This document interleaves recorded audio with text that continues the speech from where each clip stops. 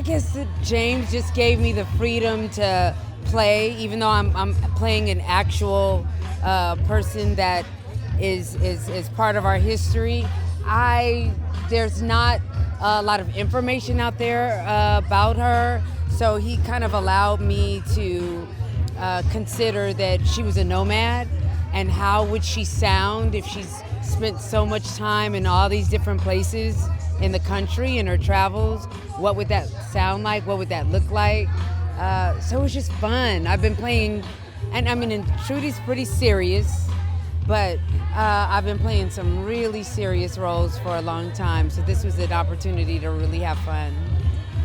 You know, it's funny because Idris and I were coming off of other projects, so we didn't get the opportunity to have as much cowboy camp as everyone else, but we kind of figured we're Rufus and Trudy. We don't need all those tricks. I did not, but yeah, the wardrobe design, Antoinette Mason, was just fantastic in establishing the difference between the looks of the people in Redwood and the people in Douglastown, you know? Just Douglastown is, I say, a little grungier.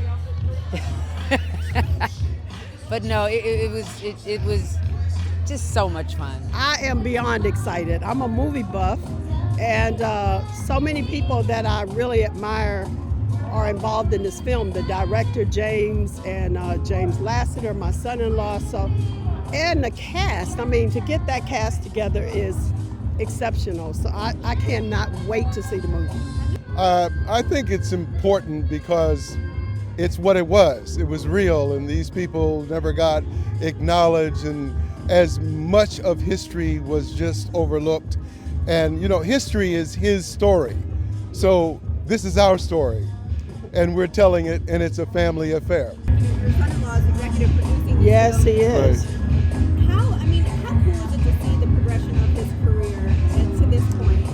It's amazing because there's really nothing that he can't do, that he hasn't touched, and he's just a remarkable man in all ways. So I'm just very, very proud of him.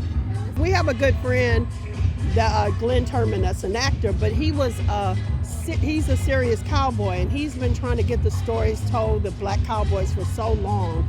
So, you know, just because they've been forgotten. So this is super, super important. It's an insane cast, man, and to be a part of these amazing actresses and actors, man, it's just something else, man. I learned so much that I'll be taking it with me on other projects, you know, as far as like, you know, how to execute scenes and all that, especially when it comes to drama. And, you know, comedy is two totally different worlds, so I learned a whole lot from every last one of the cast members, so it was great. It was a lot that attracted me to it, you know, but that was definitely one of the things, man, that it was something different and something that I could show another side of myself, so yeah. We actually went to Cowboy camp. It was tripped out. I was like, Cowboy camp?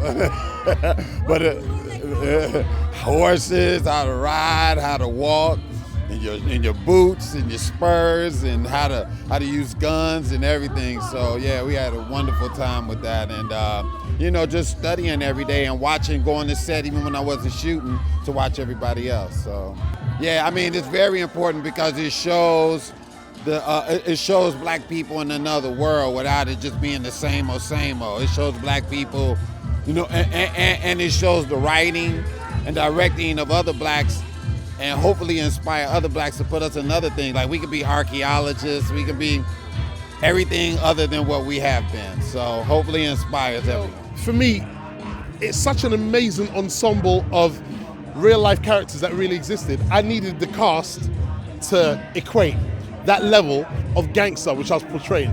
So I just had to hit everyone up. And I was fortunate because Idris was kind of always involved. We go back like 15 years. He was always involved. So it was just amazing. I was just kind of lucky. I would just get them on FaceTime and well, it's an interesting thing. Like they all look kind of the same thing for me. Writing, like directing, composing.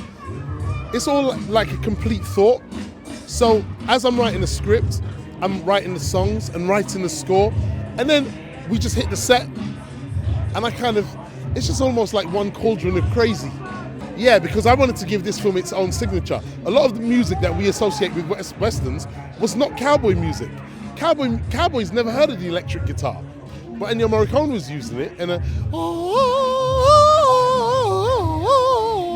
but that wasn't cowboy music. So for me, I wanted to give this film its own signature, and I just really dug into myself and tried to find those key things and that groove that made it The Harder They Fall.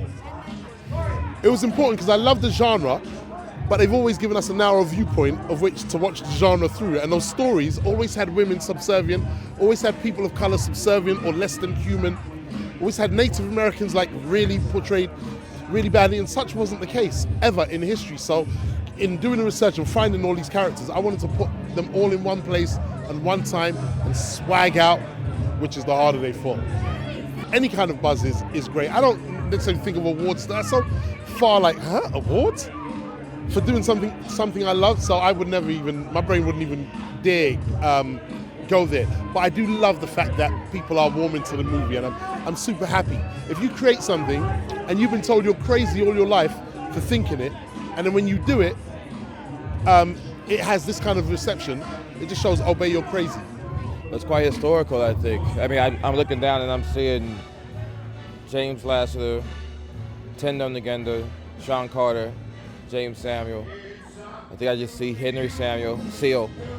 I mean, that's the whole team. I mean, that's a lot of excellence. That's a lot of hard work. That's a lot of people from some rough backgrounds coming together to make something beautiful. And here we are.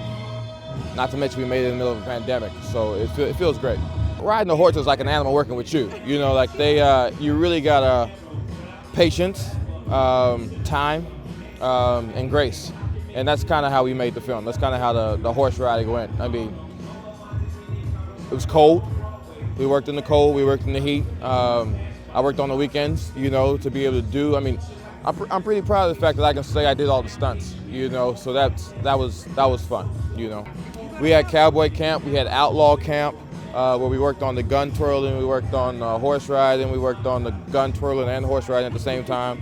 The acting, all of it. So yeah, we took the time and we invested in it properly, and here we are. I think I kept everything I could. Yeah. I have the entire costume. Yeah. I have the hat. I have the jacket. I wore the jacket all the time we went down. I kept it, and so that jacket fits me like. I mean, I'll pass that jacket down to my kids and all the rest of it. Yeah.